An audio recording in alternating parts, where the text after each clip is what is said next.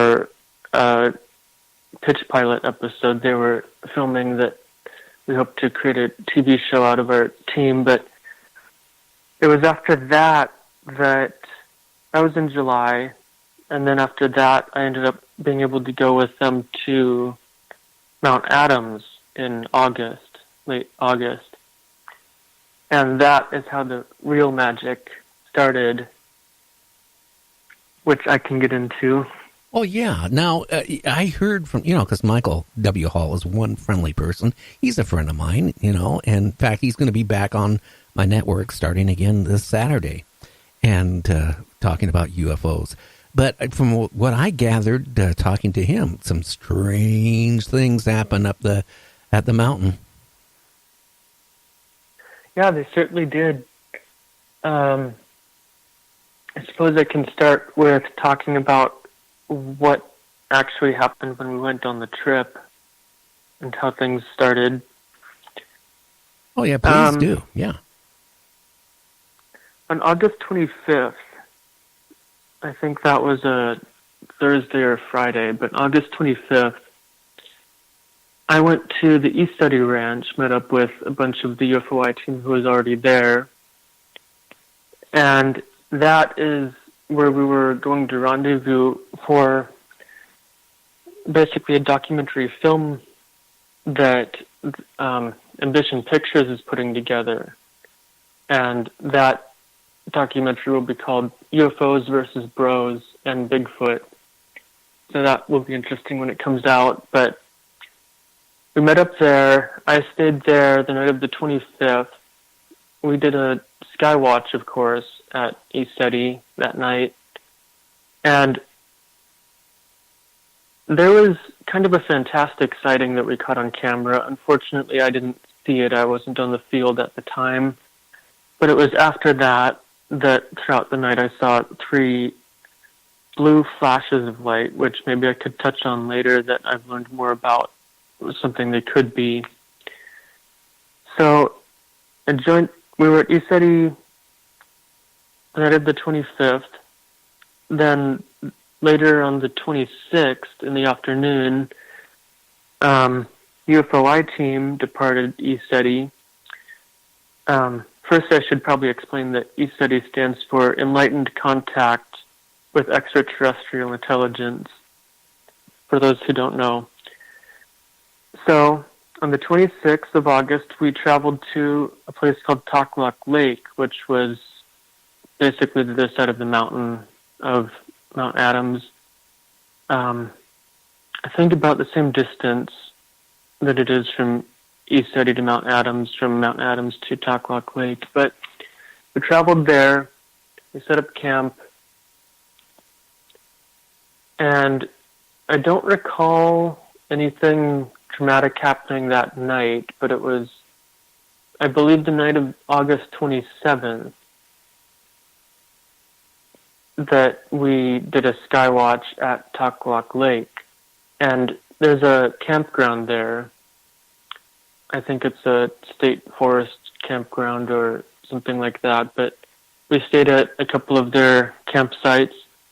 There was a day use area that we got permission to use at night, and so we pulled a few vehicles in the parking lot there. We walked down a little wooded trail and found this nice little clearing, actually kind of a larger clearing, but by the side of the lake. I'll paint this beautiful picture for everyone's minds. There was a picnic table and then a bunch of open space, and this dirt clearing basically went all the way down to the water, the lake shore, sloped down a bit. And so then there's this lake, about the size of a football stadium maybe. I'm not sure exactly how big it is, but it's a nice sized lake. Now, I got to ask you a question there, course, Troy. Yeah. Again, I'm going to be asking you questions as you're, explaining this to people. What was the weather like that night? Clear skies, of course, cold. We were in the mountains. Pretty good weather for sky watching at night. there were no clouds or almost no clouds.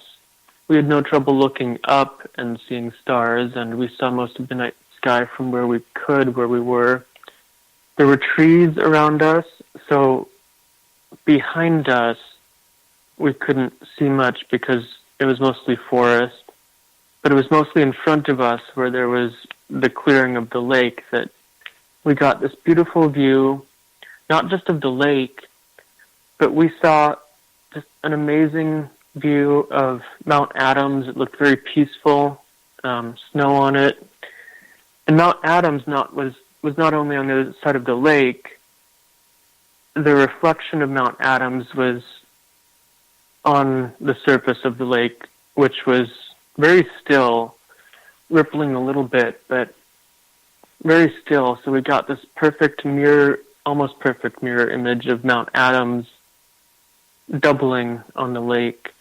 And that is pretty much the picture that I used as the Facebook event for those who are on Facebook for this.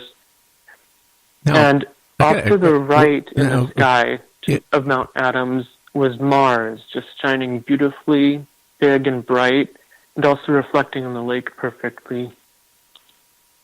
Now, was it quiet out when you were there too? I mean, could you hear wildlife or anything, or crickets or anything, or was it just totally quiet?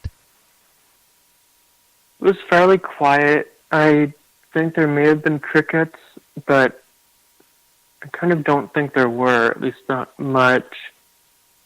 Okay. We started around 9 p.m., as I recall, a little after dark. And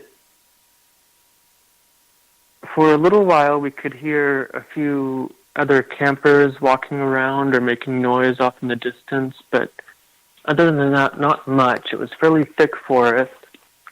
So here's the interesting thing that started this. We set up our equipment, camera equipment, audio, or mostly camera, but I think there was audio from Ambition Pictures there with the camera crew. All over the picnic table, then there was Michael W. Hall to the left of the picnic table, at least from the entrance, and then I was to the left of Michael. I was the closest one sitting in a chair. We brought camping chairs. Closest one to the woods, off to the left of this clearing. So we were watching the sky.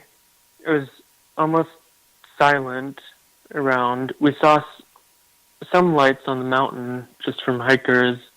I don't think anything anomalous was flashing on the mountain that we could see. That footage is still being reviewed, I think. But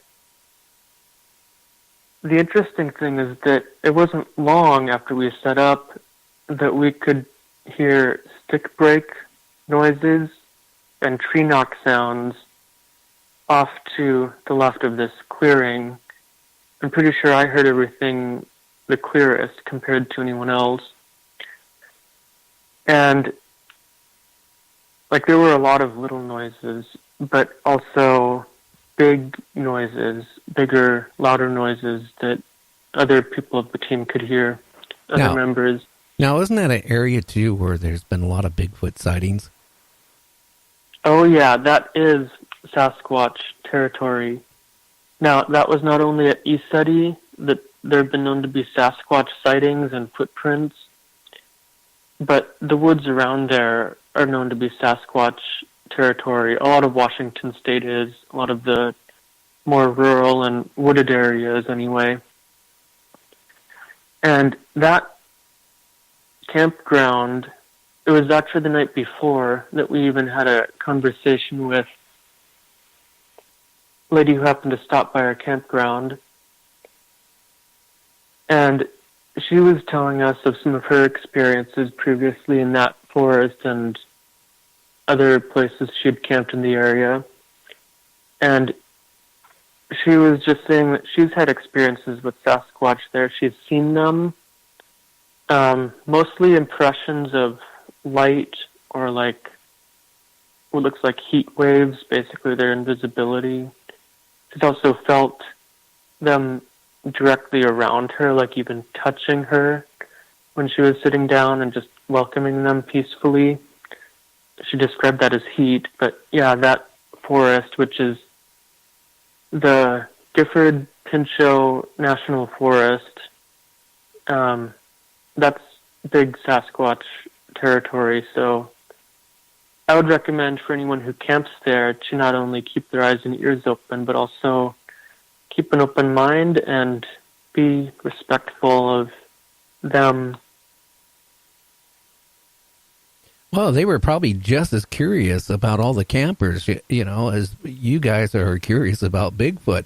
And that's probably why you heard the tree knocking and stuff like that. Years ago when I was a kid, my dad was every weekend during the summer, we went camping all through Washington, Idaho, Oregon, and, around Mount Shasta and all that stuff. And, there was times out in the middle of the night, like about 12 o'clock, 1 o'clock, somewhere around there. Yeah, I remember, and I didn't even know what a Bigfoot back, as a kid. But I would remember, I would hear like tree knocking really loud. And, and maybe there was Bigfoot around when, we were at the campgrounds. Yeah, now, back to this incident at the lake, at least what we think is a Sasquatch. Some of the noises were loud. And what's important to understand is that it wasn't just a short period of time we were hearing this. I think it was about 2 hours or so that we were there at the lakeside.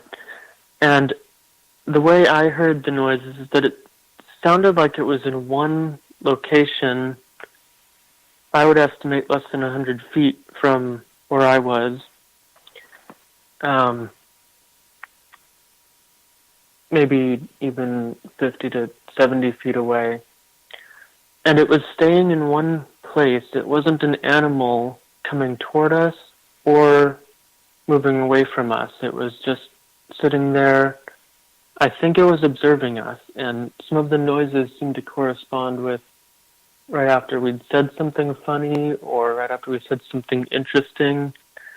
So I do think that it was observing us and probably getting some humor out of watching us. Probably, they're inquisitive creatures. Now, didn't some weird things happen to you guys where you were there those couple days? Definitely. And that didn't become apparent until the next morning. I think it was the morning of August 28th. So after like 2.5 hours or so of sky watching at the lake. It was cold, by the way, super cold, like just above freezing maybe. So a lot of us were shivering, but because of our dedication to our investigation, we stayed there even though we were slightly uncomfortable and still wanted to try to get footage, but after a while of no significant anomalies that we could see in the sky, then we decided to pack up. I think that was around 11:30 to 11:45. We got in our cars, drove a short distance back to our campsite, and then we started a fire. One of our two members started a fire. There were 6 of us, as I recall. Michael W. Hall was not at the campfire. He got tired. And so he went to Kevin Beagle's campsite. Kevin is one of our team members. And his campsite, we called it the Village because he brought like all kinds of gadgets and a camping trailer and fancy stuff, even a camping toilet or something like that. So Michael was able to hook up a CPAP machine to one of Kevin's many large batteries and things like that. And I think they had a generator too. Anyway, Michael went there early to retire for the night and hook up his CPAP machine. So that was nice for Michael. I think Kevin wasn't at the campfire, but